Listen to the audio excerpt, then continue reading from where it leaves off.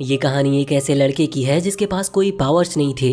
असल में इस वर्ल्ड में सभी के पास नॉर्मल मैजिक पावर्स होती है और जिसके पास नहीं होती वो बहुत कमजोर माना जाता है। टाटसुया एक बहुत ही ज्यादा रिच फैमिली से बिलोंग करता है। उसकी फैमिली सभी फैमिली के मुकाबले सबसे टॉप पर आती है पावर्स के मामले में, और वहीं टाटसुया के पास कोई पावर्स ही नहीं थी। ये देखते हुए उसकी मदर ने उसके ऊपर कुछ एक्सपेरिमेंट किए जिससे कि उसकी पावर लौट सके, लेकिन उसके बावजूद भी उसके पास कोई पावर नहीं आई।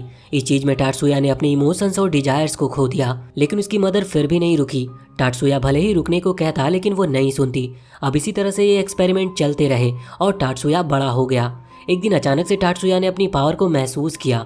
उसके पास अब पावर आ चुकी थी, लेकिन उसने ये बात अपनी फैमिली में से किसी को नहीं बताया, जिसकी वजह से उसे यूजलेस समझा गया और अपनी ही सिस्टर का बॉडीगार्ड बनाकर रख दिया। तो कहानी की शुरुआत में हम देखते हैं कि अभी टाटसुया की मदर और उसकी सिस्टर मियुको कहीं जा रहे थे। असल में अभी वो प्लेन से एक दूसरी जगह पर जा रहे हैं क्योंकि वहाँ पर एक फंक्शन होने वाला है, जिस फंक्शन में उनकी फैमिली को इनवाइट किया गया है। वहाँ पर जाते हुए वो सभी अभी बिजनेस क्लास में ट्रैवल कर रहे थे, लेकिन टाटसुया को नॉर्मल बाकी सभी के साथ बैठा दिया था, जहाँ पर वो भूखा प्यासा बैठा रहता है। अब वहाँ एयरपोर्ट पर पहुंचने के बाद मियुको अपनी मदर से कह रही थी कि क्या हमें इसे हमेशा अपने साथ लेकर चलना चाहिए।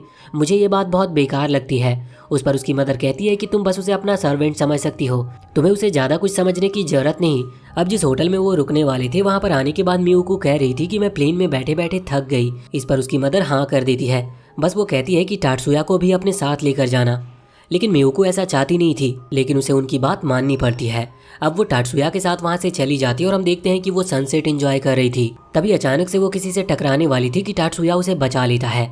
असल में वो इस जगह के सोल्जर्स हैं, लेकिन वो सोल्जर जानबूझकर मियुको से टकरा गया था और इसके बाद वो मियुको पर ही चिल्ला रहा था, लेकिन टाटसुया मियुको को पीछे करते हुए खुद आगे आता है, जिस पर उस सोल्जर को गुस्सा आ जाता और अभी वो टाटसुया पर हमला करने ही वाला था, लेकिन टाटसुया उसके अटैक को बहुत ही आसानी से रोक लेता है। ये देखकर वो सोल्जर और साथी मियुको दोनों ही बहुत ज्यादा हैरान थे, लेकिन इसके बाद वो सोल्जर फिर से अपनी पूरी पावर से हमला करने वाला था। टाटसुया पहले तो उसे वार्न करता है और कहता है कि वो बहुत बड़ी गलती कर रहा है, लेकिन वो सोल्जर नहीं मानता, जिसके बाद वो हमला करता है, लेकिन टाटसुया पहले ही अपना अटैक करके उसे नीचे गिरा देता है। ये देखकर मियुको तो और भी ज्यादा हैरान थी। इसके बाद टाटसुया उसे वहाँ से ले जाता है। अब जब वो लौटकर जा रहे थे तो मियुको हैरान थी और उसने कभी अपने भाई की इतनी पावर को महसूस नहीं किया था। उसका टाटसुया को देखने का नजरिया बदल गया था। वापस लौटने के बाद वो सभी को बताती है कि टाटसुया ने उसकी जान बचाई, लेकिन टाटसुया कहता है वो बस ऑर्डर को फॉलो कर रहा था। इस पर उसकी मदर कहती है कि हाँ, ऐसा तुम्हें करना भी चाहिए। अब बाद में हम देखते हैं कि अभी टाटसुया की मदर की तबीयत थोड़ी खराब थी। इस वजह से जो वहाँ पर रॉयल पार्टी होने वाली थी, जिसके लिए वो यहाँ पर आए हुए थे, उसे संभालने के लिए मियुको को जाना था। हनामी वहाँ पर आकर मियुको से कहती है कि उनकी मदर की तबीयत खराब है, तुम भी वहीं जा रही हो और तुम टाटसुया को भी वहाँ पर लेकर जाना। अब मियुको मान जाती है। बाद में हम देखते हैं कि जब वो वहाँ से निकल गए थे तो हनामी मन में सोच रही थी कि वो खुद एक एआई रोबोट है, इसीलिए वो चाहती है कि मियुको और टाटसुया एक दूसरे को सिबलिंग की तरह ट्रीट करे। उसे टाटसुया के लिए थोड़ा बुरा लगता है। अब हम पार्टी के दौरान देखते हैं कि अभी मियुको वहाँ पर पहुँच चुकी थी। वो आगे आती है और सभी उसे नोटिस करते हैं, लेकिन टाटसुया को कोई भी नोटिस नहीं कर रहा था। वो अकेला वहाँ कोने में खड़ा हुआ था। मियुको जब आगे जाती है तो उसे अपने दो और सिबलिंग्स मिलते हैं और यहाँ पर वो उनसे मिलकर बहुत खुश थी, लेकिन वो दोनों ही सिबलिंग थोड़ी सी बात करके टाटसुया के बारे में पूछते हैं और इसके बाद वो दोनों ही वहाँ पर टाटसुया के पास आ गए थे। अभी उन दोनों बच्चों के फादर आकर वहाँ पर मियुको से कहते हैं कि माफ करना, वो नहीं जानते कि तुम याटसुबा फैमिली की सक्सेसर हो। और इसके बाद मियुको को इस चीज से कोई फर्क नहीं पड़ रहा था, पर जब वो वहाँ पर दूसरी तरफ देखती है तो अभी टाटसुया उन दोनों से ही बात करते हुए खुश था और स्माइल कर रहा था। ये देखकर मियुको थोड़ा सा जेलस फील करती है, क्योंकि टाटसुया ने कभी भी उसके साथ बात करते हुए स्माइल नहीं की है। लेकिन फिर खुद को समझाने के लिए वो सोचती है कि याटसुबा फैमिली तो जापान की सबसे पावरफुल मेज फैमिली है। अगर वो लोग टाटसुया को इतना कमजोर समझते हैं तो सच में वो कमजोर होगा, इसीलिए वो सोचती है कि उसे ज्यादा चिंता करने की जरूरत नहीं है। लेकिन वो फिर से टाटसुया को स्माइल करते हुए देखती है और फिर से जेलस फील करने लगती है। वैसे अब ये पार्टी तो ऐसे ही चलती रहती है। कुछ दिन के बाद हम देखते हैं कि अभी टाटसुया, उसकी मदर, हनामी और मियुको सभी एक बोट पर घूमने के लिए आए थे। घूमते वक्त वो लोग फोटो ले रहे थे। मियुको कहती है कि उसे टाटसुया के साथ एक फोटो लेनी है, लेकिन टाटसुया पहले अपनी मदर से परमिशन लेता है और उसके बाद ही वो फोटो खींचते हैं। तभी अचानक से बोट की स्पीड बहुत तेज होने लगी थी और उसका ब्रेक भी फेल होने लगा था। साथ ही साथ अभी उनकी तरफ कुछ मिसाइल्स भी आ रही थी जो कि पता नहीं किसने चलाई थी, पर उन्हें देखकर टाटसुया तुरंत ही हाथ आगे करता और टाइम को स्लो कर देता है, जिसके बाद उसने उन मिसाइल को वहां पानी के अंदर डिस्ट्रॉय कर दिया था।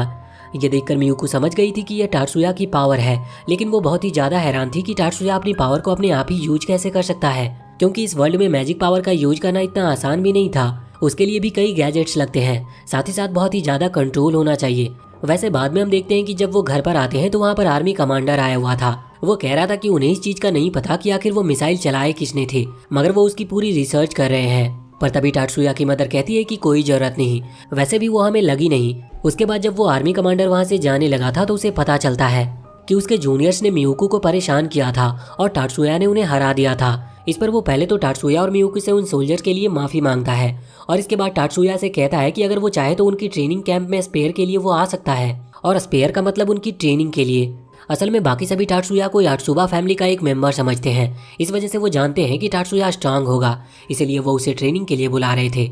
अब टाटसुया तो इसके बारे में सोच भी नहीं रहा था, लेकिन उसकी मदर कहती है कि उसे वहाँ पर जाना चाहिए, क्योंकि वैसे भी वो घर पर रह जाता है और उसे कुछ आता भी नहीं, तो इससे वो थोड़ा फाइट करना भी सीख लेगा। तभी मियुको कहती है कि उसे भी उसके साथ जाना है।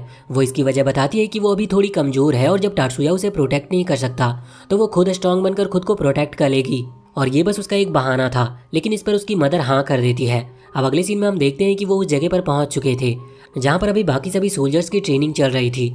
ये दोनों बस अभी वहाँ पर खड़े होकर उन्हें देख रहे थे। तभी आर्मी कमांडर कहते हैं कि क्या तुम भी इनके साथ में ट्रेनिंग करना चाहते हो। अब टाटसुया पहले तो मियुको की तरफ देखता है, लेकिन वो कुछ रिएक्ट नहीं करती, इस वजह से टाटसुया ने हाँ कर दिया था। अब फाइट के दौरान हम देखते हैं कि जो वहाँ पर टाटसुया से लड़ने के लिए आया था वो सच में एक स्ट्रॉन्ग सोल्जर है, लेकिन टाटसुया उसके हर एक अटैक से बचते हुए उसे धीरे से पेट पर मारता है, जिसकी वजह से वो सोल्जर वहीं नीचे गिर जाता और हार जाता है। अब वहाँ पर दूसरे वाले को बुलाया जाता है। इसके अटैक बहुत ही ज्यादा फास्ट थे, लेकिन टाटसुया इसे भी हरा रहा था। और यहाँ पर हम देखते हैं कि टाटसुया जब अटैक करता है तो वो सामने वाला सोल्जर भी उसके अटैक को रोक लेता है, क्योंकि टाटसुया पूरी पावर से हमला नहीं कर रहा था। अब जब सामने वाला सोल्जर टाटसुया पर हमला करने ही वाला था तो वो उसका हाथ पकड़कर उसे नीचे गिरा देता है, और इसी के साथ वो हार चुका था। दूसरी तरफ हम देखते हैं कि मियुको तो अभी अपने भाई को लड़ते हुए देखकर हैरान थी, मगर तभी अब वो दूसरा सोल्जर जो कि टाटसुया को पहले मिला था वो यहाँ पर टाटसुया को फिर से चैलेंज करता है। वो रिवेंज लेना चाहता था उस दिन के लिए जिस दिन टाटसुया ने उसे मारा था। अब फाइट स्टार्ट होने वाली थी, लेकिन मियुको अभी चिंता कर रही थी, लेकिन टाटसुया कहता है कि उसे चिंता करने की कोई जरूरत नहीं है। अब फाइट स्टार्ट होती है और वो सोल्जर शुरुआत से ही अपने मैजिक पावर का इस्तेमाल कर रहा था। ये देखकर मियुको कहती है कि ये तो चीटिंग है, लेकिन टाटसुया कहता है कि ये चीटिंग नहीं, रियल वर्ल्ड में उनकी मुलाकात किसी मैजिशियन से भी हो सकती है जो कि मैजिक यूज करना जानता हो, और उससे लड़ते वक्त वो ये नहीं कह सकता कि ये तो चीटिंग है। अब टाटसुया यहाँ पर उस सोल्जर के मूवमेंट को देखता है और पहले तो वो उसे डॉज करता है, इसके बाद वो अपना हाथ आगे करते हुए अपनी पावर को सही मात्रा में यूज करता है। उसने ज्यादा पावर का यूज नहीं किया था, इस वजह से उसने अभी सामने वाले सोल्जर की पावर को रोक दिया था, जिस वजह से उसकी स्पीड बहुत कम हो गई थी। टाटसुया पास जाते हुए उसे नीचे गिरा देता और उसे हरा देता है। अब इसके बाद वो सोल्जर खड़ा होकर टाटसुया से हाथ मिलाता है और अब वो उससे अच्छे से बात कर रहा था। वैसे इन तीनों ही मैच में टाटसुया ने अपनी पावर का पूरी तरह से इस्तेमाल भी नहीं किया, क्योंकि वो जानता था कि अगर वो पूरी पावर का इस्तेमाल करेगा तो ये तीनों बचेंगे नहीं। वैसे यहाँ पर वो सोल्जर अपना नाम डैनी बताता है और अब वो टाटसुया का दोस्त भी बन चुका था। वैसे बाद में हम देखते हैं कि जब टाटसुया और मियुको दोनों ही वापस घर आ गए थे तभी अचानक से न्यूज में बताया जाता है कि उनके आइलैंड का डिफेंस बैरियर वीक पड़ने लगा है। इसका मतलब कभी भी हमला हो सकता है, इस वजह से जितने भी लोग उस आइलैंड पर हैं उन्हें यहाँ से चले जाना चाहिए। अब ये लोग भी प्लानिंग कर रहे थे यहाँ से निकलने की। वैसे तभी टाटसुया की मदर को एक कॉल आता है जो कि उसकी बहन का था। वो कह रही थी कि तुम्हें टाटसुया के ऊपर से वो स्पेल हटा देना चाहिए जो कि उसके पावर को कंप्रेस करता है। सीधी भाषा में कहें तो यहाँ पर वो टाटसुया के ऊपर उस स्पेल को हटाने को कह रही थी, जिससे कि टाटसुया अपनी पूरी पावर का इस्तेमाल कर सके। वैसे असल में ये टाटसुया की मदर की ट्विन सिस्टर है। अगले सीन में हम देखते हैं कि ये वहाँ से निकलने के लिए अभी एक शेल्टर के पास गए थे, क्योंकि सिचुएशन बिगड़ने लगी थी और यहाँ से निकलने का इतना टाइम ही नहीं है। शेल्टर के वहाँ पर हमें पता चलता है कि अभी ये जो इनका स्पेशल गार्ड है वो डेनी होने वाला है, और उसके साथ ही वहाँ पर और भी कई सारे गार्ड्स थे। इन्हें शेल्टर के अंदर रखा जाता है जहाँ पर और भी कई फैमिलीज थी। वैसे अभी सभी को थोड़ा अजीब महसूस हो रहा था और वहीं टाटसुया को अचानक से गन की आवाज आती है जो कि इतनी दूर से आ रही थी कि बाकियों ने उसे सुना नहीं था। वो नीचे हाथ लगाते हुए महसूस करता है कि असल में इस जगह पर मैजिक यूज किया गया है जो कि उनकी पावर को एब्जॉर्ब करता है, जिस वजह से वो अपनी पावर का पूरी तरह से इस्तेमाल नहीं कर सकते। अब वो इस बारे में जानने के लिए बाहर जाने वाला था, इतने में ही उसकी मदर अपनी पावर से टाटसुया के ऊपर से उस स्पेल को हटा देती है जो कि उसके पावर को कम कर रहा था। इसके बाद अब वो बाहर आकर देखता है बाहर सिचुएशन थोड़ी खराब थी। हम अंदर आते हैं तो देखते हैं कि अभी एक सोल्जर की टीम वहां पर आ गई थी। वो सभी से कह रही थी कि सभी को उनके साथ चलना है क्योंकि वो शेल्टर खाली करने वाले हैं, लेकिन इस पर टाटसुया की मदर कहती है कि अभी वो बाकी सभी को ले जाए, उन्हें सबसे आखिरी में ले जाए क्योंकि टाटसुया अभी बाहर गया है। इस पर हनामी शॉक थी। वो पूछती है कि क्या उन्हें टाटसुया की चिंता हो रही है, लेकिन इस पर वो कहती है कि नहीं, उन्हें सोल्जर पर भरोसा नहीं। हम देखते हैं कि ये बात सही थी क्योंकि अब वो सोल्जर सच में इन लोगों के ऊपर गन तान देते हैं, लेकिन उन्हें बचाते हुए हनामी सामने आ गई थी और उसने एक बैरियर क्रिएट कर लिया था दूसरी तरफ अभी डेनी भी वहां पर आ जाता है, जो उस सोल्जर को इस तरह से बिहेव करते हुए देखकर हैरान था। वो उन्हें समझाता है, पर वो कहते हैं कि डेनी बहुत ज्यादा पावरफुल है और उन्हें कभी उतनी इज्जत नहीं मिली, इस वजह से वो उनका साथ नहीं देते। पर डेनी उन्हें समझा रहा था कि देखो, तुम्हें ऐसा करने की जरूरत नहीं है, ये बहुत बड़ी गलती हो सकती है और आखिर में तुम्हें कुछ हासिल नहीं होगा। अब वो मान गए थे और उन्होंने अपना गन नीचे कर लिया था, लेकिन इतने में ही हनामी अपनी पावर से एक सोल्जर को मार देती है। ये देखते हुए वो सोल्जर गुस्से में आ जाते हैं और गन तानते हुए यहाँ इन तीनों पर ही गोली चला देते हैं, जिस चीज में मियुको, हनामी और उसकी मदर वहीं पर मारी गई थी। अब तभी वहाँ पर एक सर्कल क्रिएट होता है, जो कि एक पोर्टल था। उसके थ्रू टाटसुया वहाँ पर आ गया था। उसने वहाँ पर आते ही उन सभी सोल्जर को एक एक करके खत्म करना स्टार्ट कर दिया था। इसके बाद हम देखते हैं कि मियुको वहाँ पर नीचे पड़ी हुई थी और वो अभी पूरी तरह से मरी नहीं थी। इस वजह से टाटसुया वहाँ आगे आता और उसके चेस्ट पर हाथ रखते हुए अपनी मैजिक पावर से पहले तो उसे हील करने लगता है। यहाँ पर हम मियुको के माइंड के अंदर देखते हैं, वो अभी टाटसुया की आवाज सुन पा रही थी, मगर वो सोच रही थी कि वो उसे आखिर बचा क्यों रहा है, जबकि उसने जो कुछ भी किया उसके बाद टाटसुया को उसे माफ नहीं करना चाहिए। उसे भी इस चीज का बुरा लग रहा था और वो सोचती है कि उसे मर ही जाना चाहिए। पर तभी अचानक से उसकी आंखें रियल वर्ल्ड में खुलती है और वो देखकर हैरान थी कि अब वो जिंदा है। वो सोच रही थी कि क्या सच में टाटसुया किसी को भी जिंदा कर सकता है। ये पावर बहुत ही ज्यादा बड़ी पावर है। तभी हम देखते हैं कि वहाँ पर मियुको की मदर पूरी तरह से मर चुकी थी, उनकी सांसें भी रुक गई थी। लेकिन इसके बाद टाटसुया अपने पास से एक गन निकालता है, जिसके थ्रू वो अपनी पूरी एनर्जी का यूज करते हुए उन्हें भी वापस से लाइफ दे देता है। साथ ही यहाँ पर हनामी भी फिर से जिंदा हो गई थी। ये देखकर मियुको और भी ज्यादा हैरान थी। साथ ही साथ यहाँ पर हनामी भी शॉक थी, क्योंकि उसे इस बारे में नहीं पता था। वो कहती है कि इस धरती पर ऐसी कोई भी हीलिंग पावर नहीं जो कि एक मरे हुए को जिंदा कर सके। तभी हम देखते हैं कि वहाँ पर आर्मी कमांडर आ जाता है और इस सबके लिए उनसे माफी मांगता है। वो लोग उसे माफ कर देते हैं, लेकिन टाटसुया कहता है कि उसे आर्मी का सूट और टैंक चाहिए, क्योंकि वो जानता था कि ये अटैक कहाँ पर हो रहा है। इस वजह से उसे आर्मी की मदद करनी थी। ये सुनकर आर्मी कमांडर हैरान थे, लेकिन वो इसके लिए मान जाते हैं। वो कहते हैं कि अगर कोई भी सरेंडर करना चाहे तो तुम्हें उसे छोड़ना होगा। पर टाटसुया कहता है कि वो ऐसा बिल्कुल नहीं करने वाला, क्योंकि उन लोगों ने बहुत बड़ी गलती की है।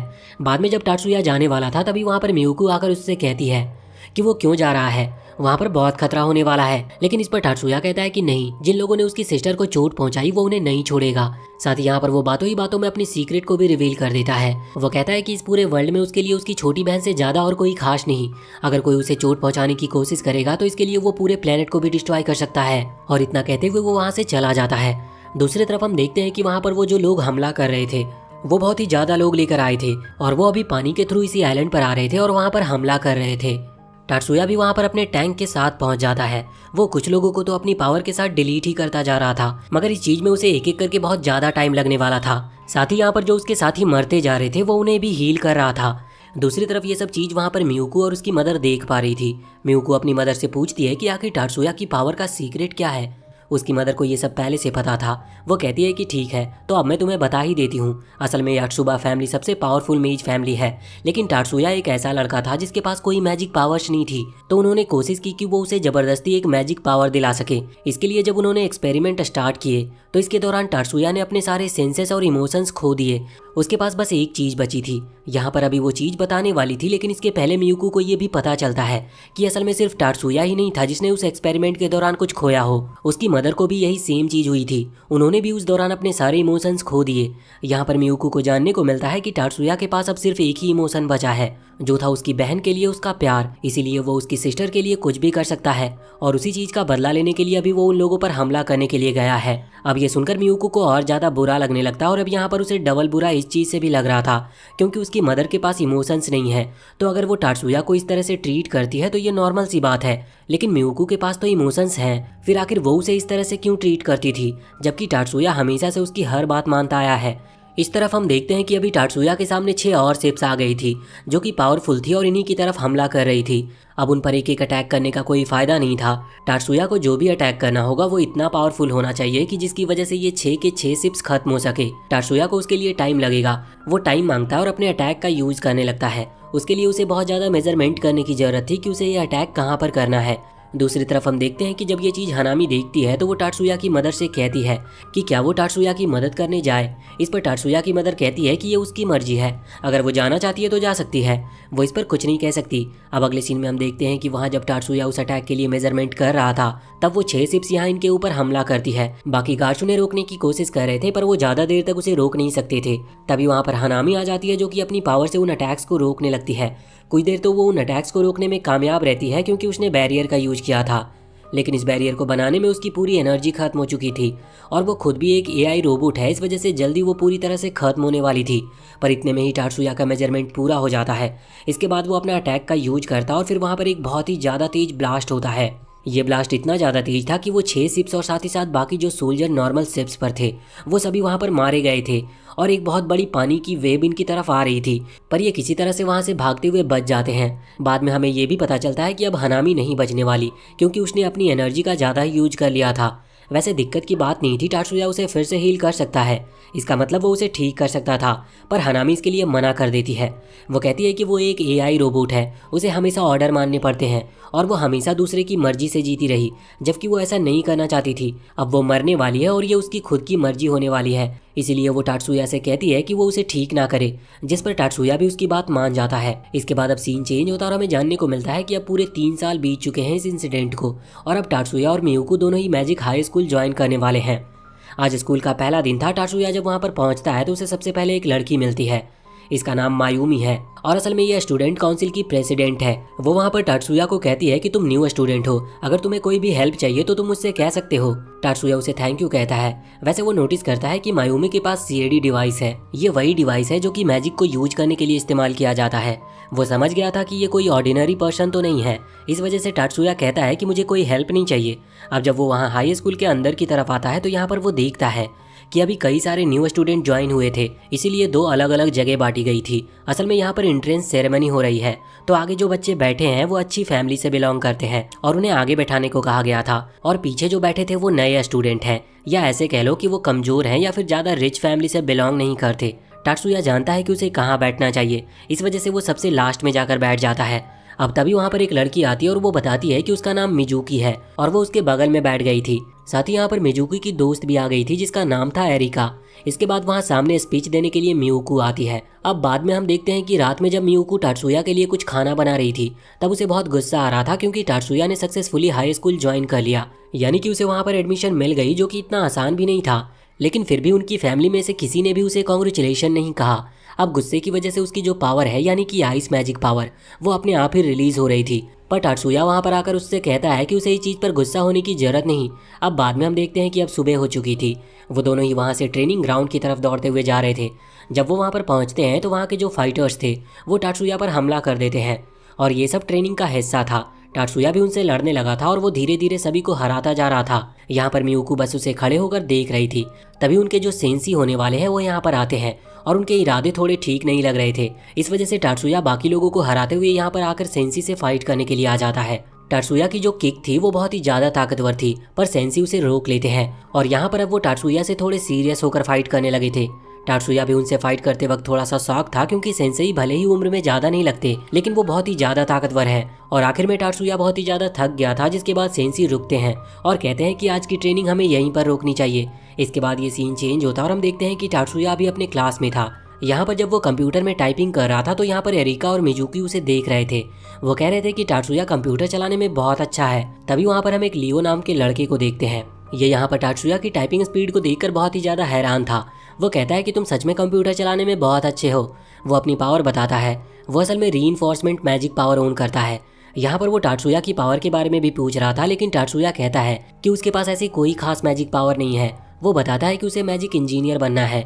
इस पर लियो थोड़ा सा हैरान था। वैसे तभी वहाँ पर अब टीचर आ जाती है, इस वजह से वो बात करना रोक देते हैं। बाद में लंच के टाइम वो साथ बैठकर लंच कर रहे थे, तभी वहाँ पर मियुको आती है और वो उन्हीं के साथ लंच करने वाली थी। तभी उसकी रैंक के, मतलब उसके जितने पावरफुल जो कि अपर क्लास में रखे गए थे, वो सारे बच्चे आ जाते हैं। उनमें से एक का नाम सन है। वो यहाँ पर मियुको से कहता है कि तुम इनके साथ लंच मत करो, ये कमजोर स्टूडेंट्स हैं, तुम्हें हमारे साथ चलना चाहिए। लेकिन अब इस पर लियो को बहुत गुस्सा आ गया था। वो तुरंत ही सन को फाइट करने के लिए चैलेंज करता है और इसके लिए सन भी तैयार था। लेकिन तभी टाटसुया वहाँ से जाने लगता है और कहता है कि हमें लड़ना नहीं चाहिए।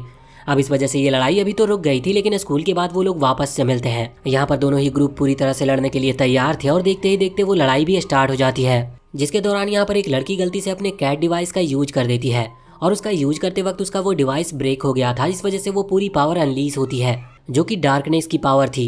लेकिन वो पावर अनलीज होते ही खत्म हो गई थी, क्योंकि अभी उस लड़की का उस पर कोई कंट्रोल नहीं था। पर उसकी मैजिक पावर का इतना ज्यादा इस्तेमाल करने की वजह से वहाँ जो ऑरा फैलता है वो वहाँ मिजुकी को महसूस होता है। मिजुकी वही स्टूडेंट काउंसिल प्रेसिडेंट है। वो यहाँ पर आती है और उसके साथ यहाँ पर मैरी नाम की एक लड़की भी आती है जो कि डिसिप्लिन मेंटेन करने की जो कम्युनिटी बनाई गई है उसकी लीडर है। वो यहाँ पर आकर इन सभी से कहती है कि तुमने बहुत बड़ी गलती की है। स्कूल के बाद या स्कूल के दौरान मैजिक का यूज करते हुए अपने साथियों पर हमला करना गलत है, और वो भी बिना किसी वजह के। इस वजह से अब उन्हें उसके साथ जाना था क्योंकि उन्हें अब इस चीज की सजा मिलेगी। लेकिन तभी टाटसुया सामने आकर सिचुएशन को संभालने के लिए कहता है कि उन्होंने बस अपने से ज्यादा पावरफुल स्टूडेंट को अपनी पावर दिखाने को कहा था और इसी वजह से उन्होंने अपनी पावर यूज की। अब वैसे तो इसका कोई सबूत नहीं था कि ये सब सच है, लेकिन फिर मायूमी आगे आते हुए कहती है कि शायद टाटसुया सही कह रहा है। इस वजह से अब मैरी ने उसे माफ कर दिया था, पर वो कह रही थी कि अगली बार से वो नजर रखेगी और ऐसी गलती कोई फिर से कभी ना करे। अब उन दोनों के जाने के बाद यहाँ पर सन टाटसुया से कह रहा था कि तुमने भले ही हमारी मदद करने की कोशिश की, लेकिन मैं तुम्हें माफ नहीं करूंगा। तुम अभी भी एक कमजोर क्लास के लड़के हो। इसके बाद वो भी वहाँ से चला जाता है।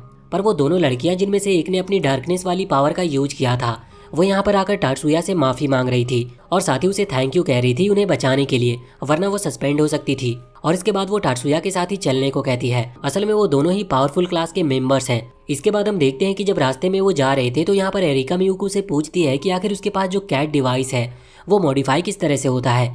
तो वो बताती है कि सारा काम टाटसुया संभालता है, वही उसके कैट डिवाइस को मॉडिफाई करता है और स्ट्रॉन्ग बनाता है। अब एरिका यहाँ कह रही थी कि क्या टाटसुया उसके कैट डिवाइस को भी ठीक कर सकता है, मतलब और ज्यादा अपग्रेड कर सकता है, लेकिन इस पर टाटसुया मना कर देता है। अब अगले दिन हम देखते हैं कि जब वो वापस से स्कूल आ रहे थे तभी मायूमी वहाँ पर आती है और उन्हें रोककर कहती है कि उसे कुछ जरूरी बात करनी है, इसीलिए वो लंच में उनसे मिले। अब लंच के दौरान हम देखते हैं कि मायूमी बता रही थी कि उनके स्टूडेंट काउंसिल में एक पोजीशन खाली है, इस वजह से वो यहाँ पर मियुको को इन्वाइट करती है। पर इस पर मियुको कहती है कि टाटसुया उससे ज्यादा टैलेंटेड है, इसीलिए उसे ही ये पोजीशन मिलनी चाहिए। लेकिन अभी सिचुएशन और जरूरत को देखते हुए मियुको को उसके लिए सेलेक्ट किया गया था। वैसे तभी मैरी कहती है कि उनके डिसिप्लिन कम्युनिटी में भी एक पोस्ट खाली है जिसके लिए टाटसुया अप्लाई कर सकता है। इसके बाद हम देखते हैं कि अभी वो लोग अपनी एबिलिटी को चेक करने के लिए गए थे। वहाँ उन्हें एक चीज पर अपनी एनर्जी डालनी थी। वो चीज अपनी जगह से मूव करेगी और उसकी जो स्पीड है उससे पता चलेगा कि इन लोगों के पास अपनी मैजिक की एनर्जी कितनी है। एरिका यहाँ पर सबसे पहले कोशिश करती है, उसकी एनर्जी फिर भी ठीक थी, पर टाटसुया जब कोशिश करता है तो वो जो चीज थी वो बहुत स्लो मूव करती है। इस वजह से टाटसुया खुद से सोच रहा था कि सच में वो बहुत ज्यादा कमजोर है और उसकी मैजिक पावर सबसे बहुत कम है। वो शाम के समय जब वहाँ काउंसिल हॉल में जा रहा था तो सोच रहा था कि उसे डिसिप्लिन कम्युनिटी में ज्वाइन नहीं होना चाहिए, उसे इसके लिए मना कर देना चाहिए। अब जब वो वहाँ पहुँचते हैं तो उनकी मुलाकात होती है स्टूडेंट काउंसिल की वाइस प्रेसिडेंट जायाबू से। ये लड़का टाटसुया को बिल्कुल पसंद नहीं कर रहा था। वो तुरंत ही आगे आता और टाटसुया को इग्नोर करते हुए मियुको को हेलो कहता है। मियुको को भी ये लड़का बिल्कुल पसंद नहीं आया था, लेकिन अब वो स्टूडेंट काउंसिल का वाइस प्रेसिडेंट है, इस वजह से वो भी उसे हेलो कहती है। अब वहाँ पर मैरी कह रही थी कि वो लोग टाटसुया को डिसिप्लिन कम्युनिटी में ज्वाइन करवाने वाले हैं, लेकिन ये सुनते ही जायाबू चिल्लाकर कहता है कि टाटसुया इतना कमजोर है, उसे डिसिप्लिन कम्युनिटी में रखने की कोई जरूरत नहीं। इस पर मियुको को गुस्सा आ गया था। वो गुस्से में कहती है कि टाटसुया को जितना स्कोर आया था वो उस स्कोर से ज्यादा ताकतवर है, इसीलिए उसे कमजोर नहीं समझना चाहिए। लेकिन अब जायाबू कुछ कह नहीं पा रहा था। फिर टाटसुया हाथ से उसे रोकते हुए कहता है कि अगर तुम चाहो तो तुम मुझसे फाइट कर सकते हो, इससे तुम्हें पता चल जाएगा कि मैं यहाँ पर इस कम्युनिटी में ज्वाइन होने के लायक हूँ या नहीं। अब स्कूल पूरा होने के बाद टाटसुया और जायाबू दोनों आमने सामने थे और वो लड़ने वाले थे। यहाँ पर जायाबू बहुत ही ज्यादा कॉन्फिडेंट लग रहा था क्योंकि उसके पास जो कैट डिवाइस है वो असल में उसकी पावर को डबल कर देता है और वो जानता था कि टाटसुया कितना कमजोर है, वो उसे आराम से हरा देगा। पर अब जब फाइट स्टार्ट होती है और जैसे ही जायाबू अपने कैट डिवाइस को एक्टिवेट करता है, इतने में ही वो डिवाइस काम करना बंद कर देता है और जायाबू हार जाता है। ये गेम शुरू होने से पहले ही खत्म हो चुका था, इस वजह से बाकी सभी बहुत ही ज्यादा हैरान लग रहे थे। साथ ही साथ यहाँ पर टाटसुया जायाबू के पीछे आकर खड़ा था और ये सब इतनी जल्दी हुआ कि किसी को कुछ दिखाई तक नहीं दिया। टाटसुया यहाँ पर जीत गया था, मगर बाद में वो लोग उससे पूछते हैं कि आखिर उसने कौन सी टेक्निक का यूज किया। मैरी को यहाँ पर लग रहा था कि शायद टाटसुया ने कोई मैजिक का यूज किया है जो कि उसकी एक्सेलरेशन को बढ़ाता है, पर टाटसुया बताता है कि उसने किसी भी मैजिक का यूज नहीं किया, वो बस दौड़ते हुए वहाँ पर जायाबू के पीछे आ गया था। ये करना इम्पॉसिबल था, इस वजह से यहाँ पर मायूमी कह रही थी कि ये कैसे पॉसिबल है, तो वो बताता है कि वो रोज ट्रेनिंग करता है। साथ ही यहाँ पर मियुको भी बताती है कि वो दोनों ही निंजुत्सु मास्टर के साथ ट्रेनिंग करते हैं। लेकिन यहाँ पर मायूमी के लिए ये मानना थोड़ा मुश्किल था कि आखिर जायाबू हारा कैसे, तो इस पर टाटसुया बताता है कि उसने सियोन वेव्स का यूज किया। सियोन वेव्स असल में ब्रेन के ऊपर असर करती है, जिस वजह से जायाबू खुद के मैजिक पर कंट्रोल नहीं कर पाया और नीचे गिर गया। पर इतनी ज्यादा हाई सियोन वेब इतनी कम एज में यूज कर पाना नामुमकिन था। टाटसुया बताता है कि उसने एक साथ कई सारे सियोन वेब्स का इस्तेमाल किया था। वहीं पर एक लड़की खड़ी थी जिसका नाम सुजूने है। वो कहती है कि उसने सब कुछ फिगर आउट कर लिया। वो बताती है कि टाटसुया ने 3 सियोन वेब्स को एक साथ भेजा था, जिस वजह से जायाबू जैसे अभी नॉर्मल एज का स्टूडेंट उसे सहन नहीं कर पाया। दूसरी तरफ जायाबू भी ये सुनकर हैरान था। उसे अपनी गलती का एहसास हो गया था। इस वजह से वो मियुकु से माफी मांगता है। यहाँ पर वो टाटसुया से माफी नहीं मांग रहा था क्योंकि उसे नहीं लग रहा था कि टाटसुया उसे माफ करेगा, और इसके बाद अब वो वहाँ से चला जाता है। अब उसी रात हम देखते हैं कि जब टाटसुया अपने कंप्यूटर पर काम कर रहा था तभी वहाँ पर मियुकु आती है और कहती है कि क्या वो उसके कैट डिवाइस को अपग्रेड कर सकता है। उस पर टाटसुया कहता है कि हाँ, मैंने बहुत टाइम से तुम्हारे कैट डिवाइस को चेक नहीं किया। वो उसे चेक कर रहा था। उसके पहले उसे मियुकु को पूरी तरह से मशीन में स्कैन करना पड़ता है। स्कैन करने के बाद हम देखते हैं कि मियुकु कोशिश कर रही थी कि वो टाटसुया के साथ प्लॉट डेवलप कर सके, पर टाटसुया इसके लिए तैयार ही नहीं था। अब मियुकु किसी डिवाइस का यूज करती है जिसमें से बहुत तेज लाइट निकलती है और टाटसुया वहाँ पर बेहोश होकर गिर जाता है। और जब उसे होश आता है तो अब तक सुबह हो चुकी थी और स्कूल जाने का टाइम भी हो गया था। आज डिसिप्लिन कम्युनिटी में टाटसुया का पहला दिन था। वो वहाँ पर जाता है तो हमें जानने को मिलता है कि वो लड़का सन वहाँ पर ज्वाइन कर चुका है और अभी उन दोनों ने साथ में ज्वाइन किया है। इसकी वजह से वो यहाँ पर सेम पोजीशन पर हैं। उन दोनों को ही बताया जाता है कि आज उनका पहला दिन है और डिसिप्लिन कम्युनिटी में होने के कारण उन्हें अपने मैजिक डिवाइस यूज करने की परमिशन है, लेकिन वो इसका गलत इस्तेमाल नहीं कर सकते। अब टाटसुया जब बाहर स्कूल में आता है तो हमें जानने को मिलता है कि अभी स्कूल में कई सारे क्लब बनाए जा रहे हैं और उन क्लब में सभी स्टूडेंट ज्वाइन कर सकते हैं। क्लब को स्ट्रांग बनाने के लिए ज़्यादा से ज़्यादा स्टूडेंट्स का होना जरूरी है। अभी हम देखते हैं कि कुछ बच्चे एरिका को फोर्स कर रहे थे कि वो उनके क्लब को ज्वाइन कर ले। एरिका नहीं करना चाहती थी, पर अब उन क्लब के बच्चों ने एरिका को घेर लिया था। लेकिन तभी वहां पर टाटसुया पहुंचता है और एरिका को बचाकर वहां से ले जाता है। इसके बाद अब वो दूसरी जगह पर जा रहे थे जहां पर केंडो की ट्रेनिंग चल रही थी। वो असल में एक क्लब था जो कि केंडो का ही है। यहाँ पर अभी कुछ गर्ल्स ट्रेनिंग कर रही थी। तभी वहाँ पर कुछ लड़के आते हैं जिन्हें वो जगह चाहिए थी ट्रेनिंग के लिए। इस वजह से वो वहाँ पर एक चैलेंज लगाते हैं और जो उस चैलेंज को जीतेगा उसे वो जगह मिल जाएगी। तो अभी चैलेंज के लिए एक लड़की सामने आती है जिसका नाम मीबू है और सामने एक लड़का था जिसका नाम टकाकी है और दोनों में फाइट होना शुरू हो जाती है। मीबू एक ही अटैक के साथ यहाँ पर टकाकी का फर्स्ट पॉइंट ले लेती है, जिस वजह से मीबू यहाँ पर जीत चुकी थी। पर टकाकी कहता है कि अभी नहीं, अभी तो ये फाइट शुरू हुई है। वो अब अपनी पूरी पावर से फाइट करने को कह रहा था और इसके बाद वो अपने कैट डिवाइस को एक्टिवेट करते हुए मैजिक के साथ मीबू के ऊपर हमला करता है। मीबू पहले अटैक को डॉज कर लेती और वो समझ गई थी कि अगर वो इस अटैक को डॉज ना करती तो शायद मारी जाती। तभी हम देखते हैं कि टकाकी फिर से हमला करने के लिए आगे बढ़ रहा था, लेकिन टाटसुया पहले ही सिचुएशन को समझ चुका था। इस वजह से वो आगे आकर अपनी सियोन वेब से टकाकी की मैजिक को रोक देता है, जिसके बाद उसने टकाकी को पकड़ते हुए नीचे गिरा दिया था। लेकिन जब टकाकी के साथी ये देखते हैं कि टाटसुया असल में लो रैंक क्लास का मेंबर है तो इसीलिए वो उसके ऊपर हमला करने लगते हैं। पर टाटसुया उनके भी कैट डिवाइस को डीएक्टिवेट करते हुए सभी को हरा रहा था, पर अब वो बहुत सारे स्टूडेंट्स थे। इस वजह से मीबू यहाँ पर टाटसुया की मदद करने के लिए आगे बढ़ने वाली थी, पर इतने में ही उसके सेंसी यानी कि उसके टीचर उसे रोक देते हैं। अब जब टाटसुया वहाँ से बाहर आ गया था तभी उसे पता चलता है कि जिम के पीछे कोई फाइट कर रहा है। वो तुरंत ही उन्हें रोकने के लिए जाता है, लेकिन जब वो वहाँ पर आता है तो वहाँ पर कोई भी नहीं था और अचानक से एक हाथ उसकी तरफ हमला करने के लिए आगे आता है। लेकिन टाटसुया ने उसे नोटिस कर लिया था, इसी वजह से वो सियोन वेव्स का इस्तेमाल करता है, पर वो जो भी था वो वहाँ से भाग चुका था। टाटसुया ने बस उसके हाथ में एक ब्रेसलेट को नोटिस कर लिया था। वैसे अब सभी की मदद करने के कारण टाटसुया बहुत फेमस हो चुका है, सभी जगह उसकी बात चलती रहती है। वैसे जब वो क्लास में बैठा हुआ था तभी वो नोटिस करता है कि मियुकु उसे चुप करके देख रही है और वो उसके साथ अब कॉरिडोर में चला जाता है। वो लोग घूम रहे थे तभी वहाँ पर मीबू आती है। वो टाटसुया से कह रही थी कि क्या वो उसके साथ कैंटीन में चल सकता है, उसे कुछ बात करनी है। तो इस पर टाटसुया कहता है कि अभी नहीं। मीबू कहती है कि ठीक है, अगर वो अपना डिसीजन बदल ले तो वो जब चाहे उससे मिल सकता है। और अब मीबू वहाँ से चली गई थी। टाटसुया भी वहाँ से जाने वाला था क्योंकि उसे कुछ काम है, लेकिन मियुकु उससे पूछती है कि क्या वो मीबू से मिलने के लिए जाएगा। असल में मियुकु थोड़ा सा जेलस फील कर रही थी, लेकिन टाटसुया उससे कहता है कि उसे जेलस फील करने की कोई ज़रूरत नहीं। बाद में हम देखते हैं कि टाटसुया को काउंसलिंग टीचर के पास जाना था। असल में वो सभी से कुछ क्वेश्चंस पूछती है और ऐसा सभी स्टूडेंट्स के साथ होता है उनकी मेंटल हेल्थ का चेकअप करने के लिए। यहाँ पर वो टाटसुया से अपने सभी क्वेश्चन पूछ लेती है और वो उसका सही जवाब भी देता है। लास्ट में बस वो ऐसे ही पूछ रही थी कि क्या मीबू उसकी लवर है, तो इस पर टाटसुया कहता है कि नहीं, ये बस र्यूमर है। अब रात के टाइम हमें मीबू को दिखाया जाता है। वो अभी अपनी टीचर से कह रही थी कि वो बोली होते होते परेशान हो गई है। इस पर टीचर कहते हैं कि अभी हम कुछ नहीं कर सकते, बस हमें किसी भी तरह टाटसुया को अपने साइड करना होगा, यानी कि उसे अपने क्लब में ज्वाइन कराना होगा। अब यहाँ से सीन चेंज होता है। रात के टाइम हम देखते हैं कि अभी टात्सुया मियुको को बता रहा था कि शायद कोई ऑर्गेनाइजेशन है जो कि कुछ गलत प्लानिंग कर रही है और ये कोई एंटी मैजिक ग्रुप है। अभी इन्हें ये तो नहीं पता कि वो क्या प्लान कर रहे हैं, पर टात्सुया बताता है कि उसके ऊपर किसी लड़के ने हमला किया था जिसने एक अजीब सा ब्रेसलेट पहन रखा था।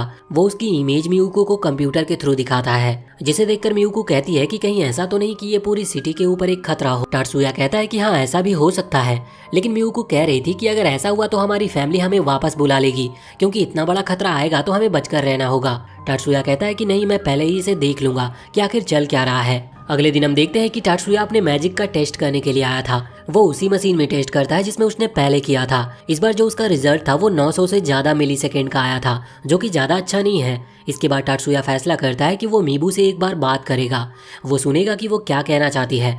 जब टात्सुया उससे बात कर रहा था तो मीबू बताती है कि उसका जो क्लब है उसे उतनी ज़्यादा फैसिलिटी नहीं मिल रही जितनी कि बाकी क्लब्स को मिलती है। वो चाहती है कि टात्सुया उनके क्लब को ज्वाइन कर ले, जिससे कि उन्हें एक्स्ट्रा फैसिलिटीज़ मिल सके। पर टात्सुया को ये बात गलत लग रही थी, क्योंकि स्टूडेंट काउंसिल ने जो डिसाइड किया है वो सही है और उनको उसी हिसाब से पर्क दी जा रही थी। अब टात्सुया उसे मना कर देता और वहाँ से चला जाता है। लेकिन उसी दिन हम देखते हैं कि मीबू का जो सीक्रेट ग्रुप है उसने स्ट्राइक कर दी थी। वो कह रहे थे कि उनकी मांगे उन्हें पूरी करनी होगी, नहीं तो वो स्कूल को तबाह कर देंगे। ये देखते हुए सभी स्टूडेंट्स डर गए थे। वैसे यहाँ पर मीबू के ग्रुप ने हर तरफ की लाइट को काट दी थी, जिस वजह से जो ऑटोमेटिक ओपन डोर थे वो ओपन नहीं हो रहे थे। लेकिन फिर टात्सुया फैसला करता है कि वो मीबू से बात करेगा। वो उसे कॉल करके कहता है कि काउंसिल तुम्हारी बात सुनने को तैयार है और हम तुम्हारी बात सुनेंगे और तुम्हें कुछ भी नहीं कहेंगे, बस बदले में तुम्हें यह स्ट्राइक बंद करनी होगी। अब मीबू मान जाती है, लेकिन बाद में सभी बच्चों को पकड़ लिया जाता है। मीबू कह रही थी कि तुमने हमें धोखा दिया, लेकिन इसी वक्त यहाँ पर मायूमी आ जाती है और वो कहती है कि हम तुम्हें धोखा नहीं दे रहे, हम तुम्हारी बात सुनेंगे। अब यहाँ पर मीबू के क्लब की प्रॉब्लम सॉल्व हो चुकी थी, पर उसी दौरान टात्सुया नोटिस करता है कि एक सीनियर लड़का भी उसी की दोस्त को अपने क्लब को ज्वाइन करने के लिए कह रहा है। वैसे टात्सुया की दोस्त ने मना कर दिया था। बाद में जब वो लड़का चला जाता है तो टात्सुया की दोस्त उसे बताती है कि असल में ये लड़का मीबू के क्लब का लीडर है, यानी कि वो मीबू का टीचर भी है। ये सुनकर टात्सुया हैरान था और वो उसके हाथ में वही ब्रेसलेट भी नोटिस करता है। वो समझ गया था कि ये वही लड़का है जिसने उसके ऊपर हमला किया था, लेकिन अभी यहाँ पर वो उसे रोकता नहीं है। हम रात का सीन देखते हैं। टात्सुया और मियुको दोनों ही अपने सेंसी के पास गए थे। वहां पर आने के बाद सेंसी जब ये बात सुनते हैं तो वो बताते हैं कि हाँ, सच में केंडो क्लब का जो कैप्टन है वो एंटी मैजिक ग्रुप का मेंबर है। वो ये भी बताते हैं कि उस कैप्टन का जो भाई है वो जापान का एक फेमस एंटी मैजिक क्लब का मेंबर है। ये सुनकर टात्सुया हैरान था। वो समझ गया था कि ये लोग इस तरह से शांत नहीं बैठेंगे, ये जरूर कुछ ना कुछ करेंगे, क्योंकि इनका प्लान अपने क्लब को बेहतर बनाना नहीं बल्कि कुछ और ही है। अगले दिन हम देखते हैं कि अभी एक डिबेट चल रही थी, और ये इसीलिए क्योंकि जो केंडो क्लब है उन्हें अपनी पर्क बढ़ाने दे। इस वजह से वो कह रहे थे कि उन्हें क्या क्या फैसिलिटी मिलनी चाहिए जो कि बाकी क्लब्स को मिलती है। पर यहाँ पर मायूमी आगे आते हुए बताती है कि जिन्हें जितनी पर्क्स मिलनी चाहिए उतनी मिल रही है। असल में ये डिबेट इसीलिए रखी गई है जिससे कि सभी स्टूडेंट्स के सामने डिसाइड हो सके कि उन्हें जो पर्क दी जा रही है वो सही है कि नहीं। और अंत में ये फैसला होता है कि स्टूडेंट काउंसिल बिल्कुल सही कह रहा है, उन्होंने जितनी पर्क उन्हें दी है उतनी ही उन्हें मिलनी चाहिए। इस वजह से केंडो क्लब के स्टूडेंट्स बहुत दुखी थे। उसी दौरान हम बाहर देखते हैं कि जब ये डिबेट चल रही थी तो वहाँ बाहर कोई दो लोग एक बड़ा सा ट्रक लाकर खड़ा कर देते हैं और वहाँ से भाग जाते हैं। और कुछ देर बाद जैसे ही ये डिबेट खत्म होती है, वहाँ पर कुछ स्टूडेंट जिनके हाथ में वो ब्रेसलेट था वो वहाँ से भागने लगे थे, लेकिन काउंसिल के स्टूडेंट पहले से ही इस चीज़ के लिए तैयार थे और वो तुरंत ही उन्हें पकड़ लेते हैं। तभी खिड़कियों से कुछ स्मोक बॉटल्स अंदर की तरफ आती है, पर उन लोगों ने उन्हें भी मैजिक से बाहर की तरफ वापस फेंक दिया था। इसके बाद अब 3 लोग गन्स लेकर वहाँ उस हॉल के अंदर आ जाते हैं, पर इसके लिए भी वो तैयार थे। मैरी अपनी मैजिक पावर से उन्हें रोक देती है, जिस वजह से अब वो कुछ भी नहीं कर पाते। टात्सुया को भले ही ये बात पता नहीं थी कि इनकी अटैक करने की वजह क्या है, पर उसने बाकी चीजें सभी को बता दी थी, इसीलिए वो पहले से तैयार हैं। अब वो लोग बाहर जाते हैं जहाँ पर ज्यादा लोग गन्स लेकर तैयार थे, पर अब सभी लोग मिलकर काम कर रहे थे, इस वजह से वो लोग कुछ भी नहीं कर पाते। तभी वहाँ पर काउंसिल टीचर आती है और वो टात्सुया और बाकी सभी को बताती है कि इन लोगों का मेन मोटिव यहाँ हॉल के ऊपर हमला करना नहीं था, बल्कि यह स्कूल की लाइब्रेरी के ऊपर अटैक करने वाले हैं। और यहाँ पर उन्होंने ये हमला इसीलिए किया था जिससे कि हम डिस्ट्रैक्ट हो सके। वो यहाँ पर ये भी कह रही थी कि भले ही मीबू इनके साथ मिली है, लेकिन उसकी गलती नहीं है, क्योंकि जो उनका टीचर था यानी कि उस क्लब का लीडर वो एंटी मैजिक ग्रुप का मेंबर है। उसी ने मीबू को मैनिपुलेट करा उनके साथ मिलकर काम करने के लिए। अब टात्सुया और सभी फैसला करते हैं कि वो मीबू को बचाएंगे और ये ग्रुप जो चाहता है उसे वो करने से भी रोकेंगे। लियो कहता है कि मैं यहाँ के लोगों को संभाल लूंगा, जिसके बाद सभी वहाँ से आगे बढ़ गए थे। लियो भी सभी से अकेले लड़ रहा था। टात्सुया बताता है कि उसके पास रीइंफोर्समेंट मैजिक है, जिस वजह से उसके लिए सभी से अकेले लड़ पाना थोड़ा आसान है। उसे पता था कि वो बहुत ही जल्द उन लोगों को हरा देगा। इस वजह से वो लियो से कहता है कि वो जल्द से जल्द लाइब्रेरी में आ जाए। इन लोगों को हराकर लाइब्रेरी के बाहर पहुंचने के बाद टात्सुया अपनी पावर से स्कैन करता है कि वहाँ पर कौन खड़ा हुआ है, जिससे उन्हें थोड़ी आसानी हो सकती है। अब वो तुरंत ही लाइब्रेरी के अंदर आ गए थे। अंदर आने के बाद उनकी उससे फाइट होती है, लेकिन वो उन्हें हरा देते हैं और एक थोड़ा पावरफुल मेंबर वहाँ पर आता है। एरिका कहती है कि वो अकेले ही उससे लड़ लेगी, जिसके बाद टात्सुया और मियुको दोनों ही आगे बढ़ गए थे। मियुको टात्सुया की मदद करती है पहले आगे जाने में, उसके बाद वो अपने डिवाइस की मदद से उड़ते हुए टात्सुया के पीछे आ रही थी। अब उसी लाइब्रेरी के एक सीक्रेट रूम में हम देखते हैं कि मीबू अभी खड़े होकर सोच रही थी कि उसने जो किया वो सही था या गलत, क्योंकि उसने एंटी मैजिक ग्रुप के लीडर की मदद की है। और यहाँ पर हमें जानने को मिलता है कि असल में वो मिस्टीरियस मैन स्कूल के डेटा को चोरी करना चाहता है और इसीलिए वो यहाँ पर लाइब्रेरी के अंदर उस डेटा को अपनी पेन ड्राइव में कॉपी कर रहे थे। पर उसी दौरान टात्सुया वहाँ पर आ जाता है और अपनी सियोन वेव की मदद से उन नेटवर्क्स को जैम कर देता है। अब उनमें से एक आदमी वहाँ पर टात्सुया के ऊपर हमला करने के लिए आगे बढ़ता है, लेकिन टात्सुया उसे बहुत ही जल्दी हराकर रोक दिया था। यहाँ पर मीबू ने अभी भी अपनी गलती नहीं मानी थी, लेकिन फिर मियुको जब उसे समझाती है, जिसके बाद उसे भी लग रहा था कि उसने सच में बहुत बड़ी गलती की है, पर वो गलती मानना नहीं चाहती थी। तभी अचानक से पीछे से एक और आदमी जो कि वहाँ पर डेटा चोरी कर रहा था, वो मीबू को ऑर्डर देता है हमला करने के लिए। मीबू उनकी बात मान लेती है, पर टात्सुया ने उसके अटैक को भी रोक दिया था, जिसके बाद मीबू वहाँ से भागने लगी थी। अब मियुको उसे रोकने के लिए उसका पीछा करने वाली थी, लेकिन टात्सुया उसे रोक देता है। वो कहता है कि लाइब्रेरी के बाहर एरिका है जो उसे रोक लेगी। वहाँ बाहर हम देखते हैं कि बिल्कुल ऐसा ही होता है। एरिका भी मीबू को रोक लेती है, लेकिन मीबू यहाँ पर हार मानने के लिए तैयार ही नहीं थी। उसने तलवार उठा ली थी लड़ने के लिए, लेकिन एरिका उसे बहुत ही जल्द हरा देती है और वो बताती है कि उसने मैरी के साथ ट्रेनिंग की है, जो कि उन दोनों की ही सीनियर है। यहाँ बाहर हम देखते हैं कि अभी वो केंडो ग्रुप का कैप्टन यानी कि टीचर वहाँ से भाग रहा था, लेकिन तभी उसे कुछ लोग रोक लेते हैं और पकड़ लेते हैं। अब शाम के टाइम हम देखते हैं कि मीबू को होश आ चुका था। असल में वो फाइट के दौरान बेहोश हो गई थी। होश में आने के बाद वो सभी से माफ़ी मांगती है और कहती है कि उसने बहुत बड़ी गलती कर दी। वो अकेली थी, इस वजह से वो उस टीचर की बातों में आ गई और उसने एंटी मैजिक ग्रुप को ज्वाइन कर लिया। अब ये लोग भी जानते थे कि असल में उस आदमी ने मीबू को मैनिपुलेट किया है, इस वजह से वो मीबू को माफ़ कर देते हैं। वैसे यहाँ पर मीबू अभी टात्सुया से खासकर माफ़ी मांग रही थी। टात्सुया ने भी उसे माफ़ कर दिया था। तभी वो नोटिस करते हैं कि उनकी जो काउंसिल टीचर है वो वहाँ गेट के पास खड़े होकर उन लोगों की बातें सुन रही है। वो वहाँ पर आकर बताती है कि उन्होंने एंटी मैजिक ग्रुप के लीडर के सीक्रेट हाइड आउट का पता लगा लिया है। ये सुनते ही वो सभी हैरान थे। वो फैसला करते हैं कि वो अभी वहाँ पर जाएंगे और उस लीडर को पकड़ेंगे, क्योंकि यहाँ पर सिर्फ उस लीडर के प्यादे मौजूद थे। अब टात्सुया और बाकी सभी वहाँ के लिए निकल गए थे। यहाँ पर सब नहीं आए थे, बस कुछ कुछ टात्सुया के साथ आए थे। अब उस जगह के बाहर पहुँचने के बाद टात्सुया अपनी पावर से स्कैन करता है कि यहाँ इस बिल्डिंग में सच में बहुत ज़्यादा लोग हैं।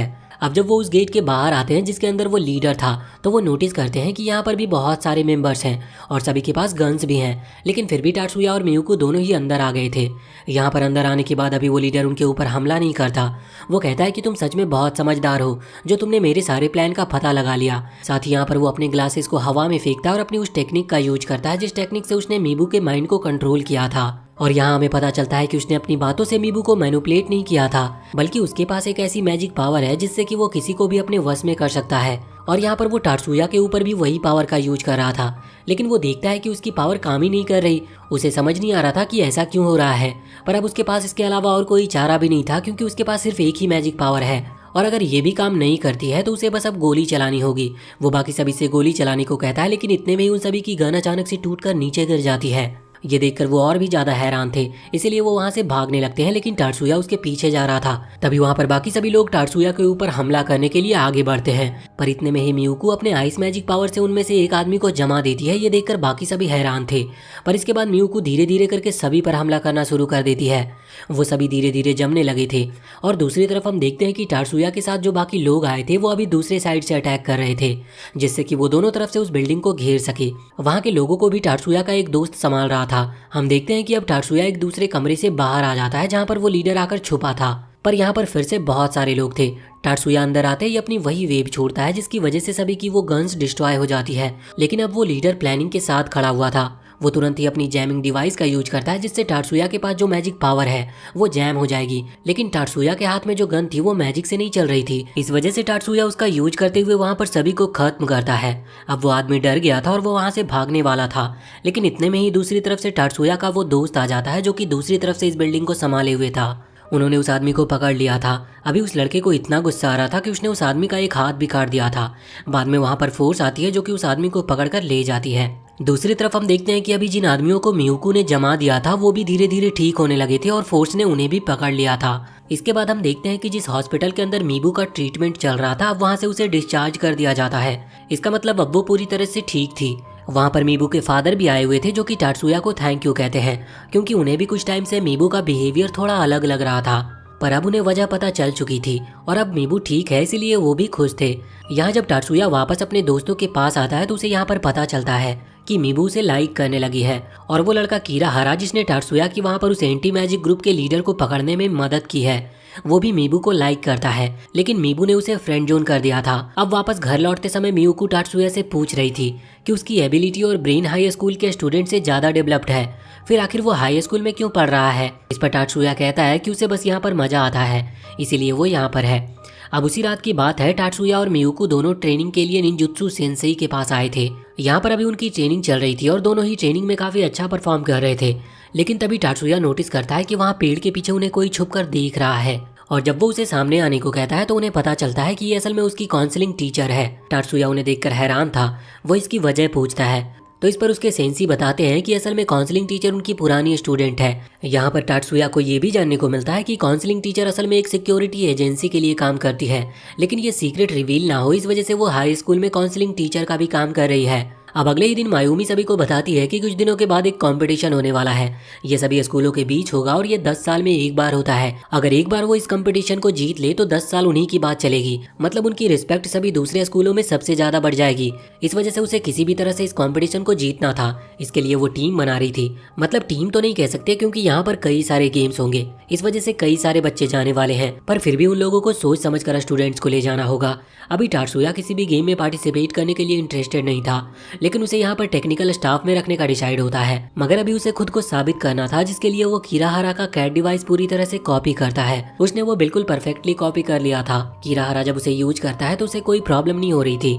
यहाँ पर टात्सुया की टाइपिंग स्पिरिट भी देखकर वो शॉक थे। इसका मतलब टात्सुया किसी भी इंफॉर्मेशन को बहुत ही जल्दी टाइप कर सकता है और ये उनकी टीम के लिए एक प्लस पॉइंट हो सकता था। इस वजह से फाइनली सभी की परमिशन के साथ टात्सुया को टेक्निकल स्टाफ यानी कि उनकी टीम में रख लिया जाता है। अब जब टात्सुया घर पर आता है तो उसे मेजर की तरफ से एक वीडियो कॉल आती है, जिसमें मेजर बताते हैं कि वो जिस जगह पर कंपटीशन के लिए जा रहे हैं वहाँ पर एक अननोन टीम को देखा गया है। अभी उनके पास उनकी कोई जानकारी नहीं है, पर टात्सुया को थोड़ा सतर्क रहना होगा और अगर कुछ गड़बड़ हुई तो उसे इन्फॉर्म करना है। बाद में यहाँ पर मियुकू आती है जो कि अभी दूसरे क्लॉथ में थी और ये उसने वहाँ पर कॉन्टेस्ट के लिए चुने हैं। टात्सुया कहता है कि तुम अच्छी लग रही हो। वैसे यहाँ पर वो बताता है कि वो एक फ्लाइंग डिवाइस पर काम कर रहा है जो कि लगभग उसने कंप्लीट कर लिया है। वो दोनों मिलकर वहाँ पर उस फ्लाइंग डिवाइस को चेक करते हैं जो कि परफेक्टली काम कर रहा था। इस वजह से वो अगले ही दिन डेवलपमेंट सेंटर जाते हैं, क्योंकि अभी तक उसने किसी प्रोफेशनल से इसे चेक नहीं करवाया था। वहाँ पर एक प्रोफेशनल उस डिवाइस को चेक करता है और वो कहता है कि ये काम कर रहा है, तुम इसका यूज कर सकते हो, और इसका यूज वो सीक्रेटली उस कंपटीशन के दौरान करेंगे। अब इसके बाद हम देखते हैं कि जब वो दोनों वहाँ से निकल रहे थे तभी रास्ते में इन दोनों को इनके फादर और उनका एक बटलर मिलता है।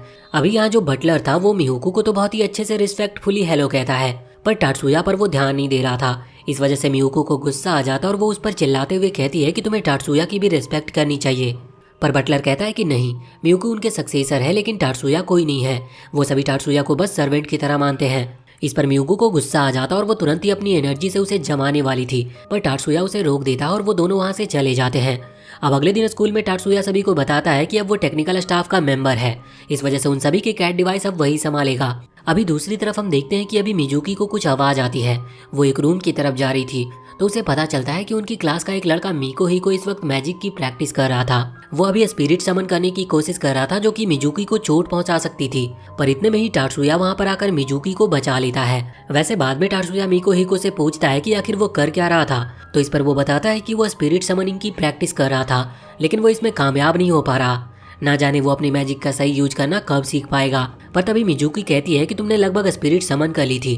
टात्सुया पूछता है कि वो किस तरह की स्पिरिट थी, तो मिजुकी बताती है कि वो ब्लू और लाइट कलर की स्पिरिट थी। लगता है वो कोई पावरफुल स्पिरिट थी। ये सुनकर मिको हिको हैरान था। वो चाहता था कि उसके पास भी एक ऐसी एबिलिटी हो जिससे कि वो अपने ही क्रिएट की गई स्पिरिट्स को देख सके। अब कुछ दिन के बाद हम देखते हैं कि अभी उन लोगों को उस कंपटीशन के लिए दूसरी जगह की तरफ निकलना था। जब वो रास्ते में एक बस से जा रहे थे तो टाटसुया अभी एक दूसरी चीज में आ रहा था, मतलब दो ग्रुप बांटे गए थे। अभी पहला ग्रुप जो बस में जा रहा है, हम देखते हैं कि उसकी तरफ कुछ वैन्स आने लगती है। असल में उस बस का एक्सीडेंट होने वाला था और वो वैन्स उनसे अभी टकराने वाली थी। एक वैन पलट गई थी जिसकी वजह से उसमें आग लग गई थी। अभी सब स्टूडेंट अपनी मैजिक का यूज करते हुए उस वैन को रोक सकते थे, पर सभी अगर एक साथ मैजिक यूज करेंगे तो उनके मैजिक आपस में टकरा कर कैंसिल हो जाएंगे। इस चीज को देखते हुए यहाँ पर मायूमी उनके स्कूल के लड़के कासूडो से कहती है कि वो अपनी पावर का इस्तेमाल करे, लेकिन अगर वो यहाँ पर अपनी पावर का इस्तेमाल करेगा तो कोई असर नहीं होगा क्योंकि वो फायर को नहीं रोक सकता। ये देखते हुए मायूमी पहले अपनी पावर से उस फायर को बुझा देती है, जिसके बाद कासूडो ने उस वैन को रोक लिया था। अगले सीन में वो अपने डेस्टिनेशन पर पहुंच चुके थे। वैसे यहाँ पर आने के बाद टाटसुया मियुको से कह रहा था कि वो जो एक्सीडेंट हुआ था वो कोई गलती से नहीं हुआ, भले ही सिचुएशन देखकर ऐसा लगता हो कि एक वैन गलती से दूसरी वैन से टकरा गई, जिस वजह से तीसरी वाली वैन पलट गई और वो उनकी बस की तरफ आ रही थी, लेकिन असल में ऐसा नहीं था। जो वैन चला रहा था उस ड्राइवर ने जानबूझकर उस एक्सीडेंट को कराया था। अब उन्हें ये तो नहीं पता था कि ऐसा क्यों हुआ। इसके बाद हम देखते हैं कि अभी रात के टाइम अभी वो एक होटल में रुके हुए थे, लेकिन मीको ही को अभी अपनी ट्रेनिंग में लगा हुआ था। वो वहाँ होटल के बाहर था और रात के टाइम में अपनी स्पिरिट को वो समन करने की कोशिश कर रहा था। इसी दौरान उसे दूसरी एनर्जी महसूस होती है। अब भले ही वो अपने स्पिरिट को देख नहीं पाता या फिर वो अपने मैजिक को पूरी तरह से कंट्रोल नहीं कर पाता, लेकिन उसे ये तो पता था कि ये जो एनर्जी है ये उसकी नहीं। इस वजह से वो समझ जाता है कि यहाँ पर कोई और है, पर उसे कोई दिख नहीं रहा था। लेकिन जिस डायरेक्शन से वो एनर्जी आ रही थी वो उसी डायरेक्शन में आगे बढ़ने का डिसाइड करता है। पहले वो सोच रहा था कि उसे इस चीज के बारे में इन्फॉर्म करना चाहिए, पर फिर उसे टाटसुया की याद आती है जो कि ऐसी सिचुएशन में बिल्कुल नहीं डरता और अकेला आगे बढ़ जाता है। इस वजह से वो मोटिवेट होते हुए आगे बढ़ता है। पर अब यहाँ पर 3 लोग थे जो मीको हिको पर हमला करने वाले थे अपनी पावर से, लेकिन इतने में ही उनकी पावर को कोई डिस्ट्रॉय कर देता है। जब मीको हिको पीछे देखता है तो असल में वहाँ पर टाटसुया था और उसने उसे बचा लिया था और जो वो लोग थे वहाँ से भाग गए थे। अब मीको हिको उसे थैंक्स बोलकर वहाँ से चला जाता है। तभी वहाँ पर जनरल आते और वो बता रहे थे कि ये ग्रुप जरूर वही ग्रुप होगा जिसके बारे में मैंने तुमसे बात की थी। वैसे वो मीको हिको के बारे में कह रहे थे कि वो लगभग तुम्हारी तरह ही है। अब वहाँ एक दिन का रेस्ट करने के बाद वो कंपटीशन स्टार्ट हो जाता है। हम देखते हैं कि अभी सभी को अपनी मैजिक पावर से वाटर के ऊपर सर्फ करना था और यहाँ पर पहले जो मैच है उसमें मैरी ने हिस्सा लिया था। वैसे इन सभी के कैट डिवाइस को टाटसुया ने ही री अपग्रेड किया है। अभी जब ये कंपटीशन का पहला मैच स्टार्ट होता है तो इसमें मैरी सबसे आगे थी और वो बहुत ही अच्छा परफॉर्म कर रही थी। टाटसुया ने उसे पहले बता दिया था कि कंपटीशन के दौरान उसे किस मैजिक का किस तरह से यूज करना है। इस वजह से उसकी जो सर्व की स्पीड थी वो पहले से ज़्यादा तेज हो गई थी। इस वजह से अब वो पहला मैच जीत जाते हैं। हम दूसरी तरफ देखते हैं कि अब उसी दिन दोपहर को टाटसुया को एक मीटिंग में बुलाया जाता है। वहाँ पर जाने के बाद उसे पता चलता है कि एक आदमी को उस ग्रुप के बारे में थोड़ी इन्फॉर्मेशन है जो कि वहाँ होटल के बाहर देखा गया था। उसे नो हेड ड्रैगन कहते हैं और उनका मेन टारगेट इस कंपटीशन को रोकना है। पर उनके लिए ये प्लस पॉइंट है कि उन्हें ये इन्फॉर्मेशन पहले ही मिल गई। अगला कंपटीशन स्टार्ट होता है, उसमें मायूमी ने हिस्सा लिया था।